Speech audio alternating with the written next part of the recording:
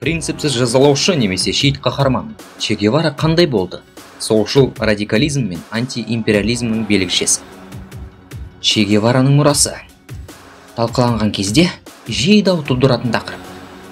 Партизан соғысының теоретигі және тактигі. Куба революциясының көрнекті коммунистік қайраткері және Оңтүстік Америкадағы партизандардың жетекшісі. Ол көптеген адамдар үшін нағыз құтқа айналды.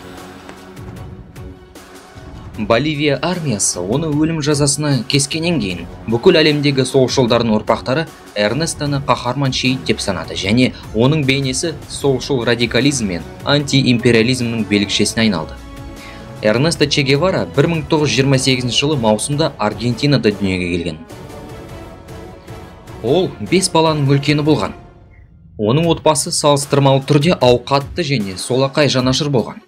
Оның әкесі Испаниядағы азамат соғысы кезінде республикашылдардың қызу жақтаушысы, республикалық соғыс ардагерлерін өз күйінде жиі қарсы алды. Че сонымен қатар регбиді жақсы көретін білікті спортшы болды. Ол Буэнос-Айрес клубында ойнады және өзінің өте агрессивті ойын стилімен танымал болды. Осылайша Эрнесто жастайынан солшыл мұраттардың ықпалында болып, агрессияға бейім болды. Дегенмен, оның алғашқы өмірін қалыптастырған оның ортасы мен спорттық қабілеті ғана емес. Ол көптеген интеллектуалдық ізденістерге қатысқан зиялы адам болды. 12 жасында шахмат турнирлеріне қатыса бастады. Үйде Эрнесто көп уақытын кітаптармен өткізіп, саясат, дін, идеология, философия, поэзия, әлеуметтану, тарих, археология, математика және инженерия сияқты көптеген тақырыптарды оқыды. Оның мүдделерінің шегі жоқ сияқты. Че медицинаны оқуды жалғастырды және Оңтүстік Америкаға көп саяхат жасады. Саяхат кезінде ол өте көп кедейлік пен көптеген адамдар өмір сүретін қорқынышты жағдайларға тап болды. Оның идеалдарына қатты әсер еткен бір оқиға ақша тапшылығына байланысты медициналық көмек ала алмаған баланы бақылау болды. Осындай жағдайлар Гевараға өмірін осы адамдарға көмектесуді қалайтынын түсінді. Ол медицинаны тастап, қарулы күрес арқылы түбегейлі мәселелерді шеше алатын саясат саласына кіруге шешім қабылдады. Капитализм мен Америка Құрама Штаттарының императорлық капитализміне қарсы марксистік күрес оның мінезінің белгісі болды. Капитализмге бұл қарсылық Эрнесто феноменін қазіргі әлемге қатысты солшылдардың белгішесі ретінде бағалаудың маңызды факторы болып табылады. Көптеген адамдар, әсіресе батыстағы жас ұрпақ құлдырап, үмітсіз олигархия дәуірін бастады деп есептейтін капитализмнен көңілі қалды. Эрнесто өзінің досы Альберто Гранадамен мотоциклмен саяхаттап, саяхаттарын құжаттаған. Оның жазбалары кітапқа, кейінірек мотоцикл күнделіктері фильміне айналды. Фильм оның революционер болғанға дейінгі ерте өміріне ғана назар аударғанымен, Гевараның солшылдар арасында қаһарманға айналдырған қаһармандық мистикасына қосады. 1953 жылы Эрнесто демократиялық жолмен сайланған Хуан Якобо Арбенс үкіметін қолдау үшін Гватемалаға барды. Үкімет жерге меншікті қайта бөлуге бағытталған бір қатар реформалар енгізді. Осы оқиғалардың әсерінен Құрама Штаттар Арбенсті биліктен кетіру әрекеттерін күшейтті. Олар енді Арбенске қарсы парақшалармен толтырып, Арбенске қарсы партизандарды қаруландырып, таңбаланбаған ұшақтармен бомбалауды бастады. Үкімет құлатылып, күдікті коммунистер өлім жазасына кесілді. Бұл оқиға Гевараның американдық империализмге деген өшпенділігін күшейтті. Дәл осы уақытта Эрнесто оның мансап жолын қалыптастыратын қуғындағы Куба революционерлерімен кездесті. Гватемаладан Мексикаға жұмысқа барды. Онда одан әрі партизандық дайындықтан өтті. Оның мансабындағы келесі қадам Куба революциясы болды.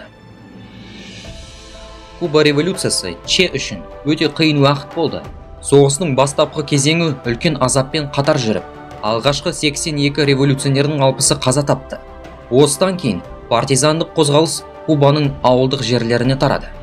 Гевара Фидель Кастроның орынбасары болды және оның қаталдығына қарамастан онымен ортақ байланыста болған адамдар оны жақсы көрді. Бұл бір жағынан оның ауыл тұрғындарының тұрмысын жақсарту үшін мектептер, шеберханалар, пештер және басқа да көптеген нысандар салуға, партизан қозғалысының ауқымын арттыруға ықпал еткендігімен байланысты.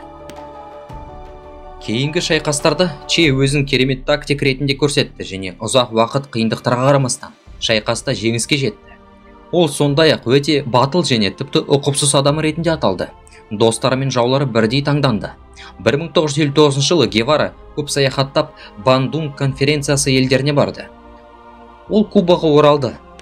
Бірақ 1960 жылға қарай Эрнесто мен Фидель арасында идеологиялық айырмашылықтар болды және оның Куба революциясындағы жұмысы аяқталған алға тартып, ол бүкіл Латын Америкасында революциялық жұмысты жалғастыру үшін аралды тастап кетті. Келесі 7 жыл ішінде ол Латын Америкасы мен Африканың бірнеше елдерінде режимді өзгерту үшін күресті. Дегенмен шайқас қатыгез болды және қолдау табу қиын болды. Өйткені көптеген шаруалар коммунистік партизандық өмірді қаламады немесе партизан көтерілістері қалыптастырған аймақта өмір сүргісі келмеді. 1967 жылы Эрнесто 39 жасында Боливияда ұсталып тұтқынға алынды. Оны тұтқындағандар Боливияда өлім жазасы болмағандықтан, оны өмір бойына бас бостандығынан айыру ең жаманы болатынын біле тұра, оны сотқа бермей өлтірді. Ұзақ сот процесі коммунистік елдердің назарын аударады.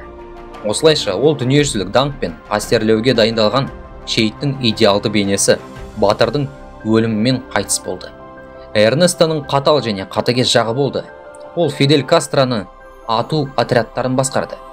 Гевараның бұйрығымен революцияның 200-ге жуық жау өлтірілді.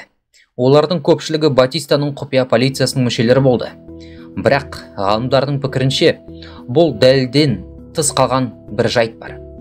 Гевара басқарған Ла Кабанья түрме лагерінде негізгі құрбандар бұрынғы Батиста үкіметінің мүшелері болды. Олардың өздері аяусыз қуғын сүргінге және кісі өлтіруге кінәлі болды. Ла Кабанья соттары Кубаның Нюрнберг соттары болды деп айтуға болады. Дегенмен, шындықты анықтауда сот процестері ұзақта толық емес болғанын айта кету керек.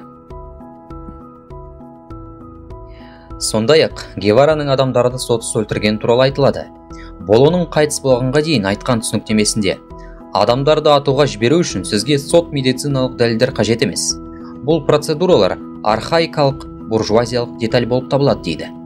Эрнесто сонымен бірге жаңа адам идеясын жасады.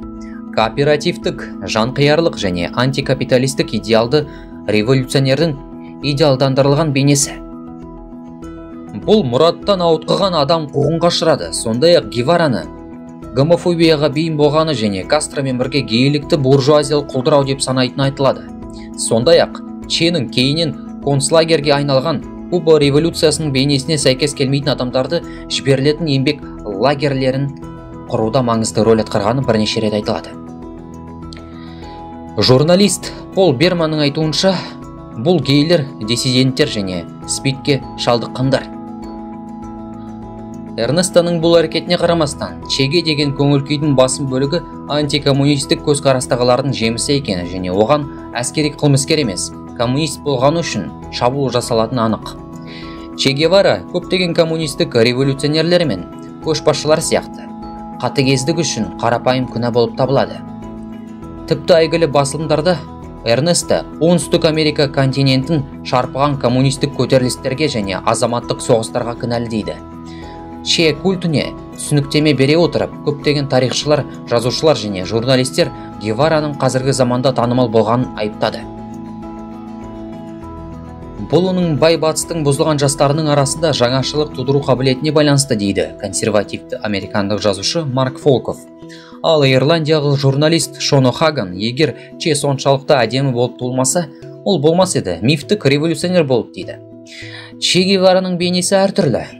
Оның өмір тарихы саяси спектрдің екі жағындағы жақтаушылар тарапынан бұрмаланды. Ал екі тараптың мәлімдемелерінің растығы кең пікірталастың тақырыбы болып табылады. Индивидуализм жағдайында Эрнесто бейнесі қайшылықты болып қала береді. Ненің ақталғаны және нені айыптау керектігі туралы әркімнің өз ұстанымдары бар. Осылайша, Че Гевараның нақты қандай екендігі туралы ешқашан халықаралық консенсус болу мүмкін емес. Және олай болмау керек еді.